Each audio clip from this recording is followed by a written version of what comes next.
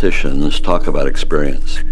How many years in the Senate, how many years in the House? I'd like to talk about my experience.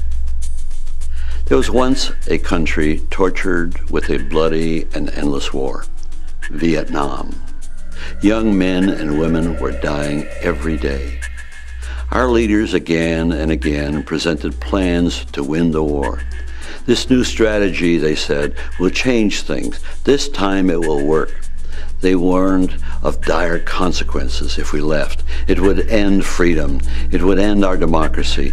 We must fight them over there so we don't have to fight them here. And young men and women were dying every day. One political party supported the war because they wanted to leave with honor. The other went along with it because they were afraid of losing elections. And young men and women were dying every day. During that time, Dan Ellsberg gave me documents that proved that our government had lied about the war. Repeatedly so. Our government arrested Dan, who had leaked those documents and tried to censor the newspapers that published them.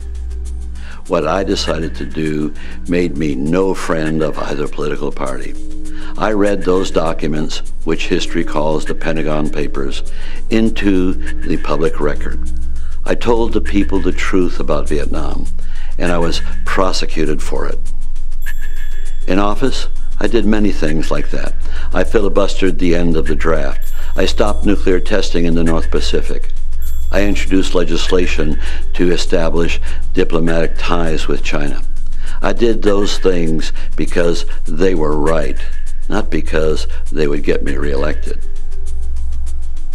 Today, we find ourselves in a parallel situation. We were lied to into an unnecessary war. We were warned of the dire consequences if we leave. We have one party that supports the war. We have another that won't take decisive steps to end it. And young men and women are dying every day.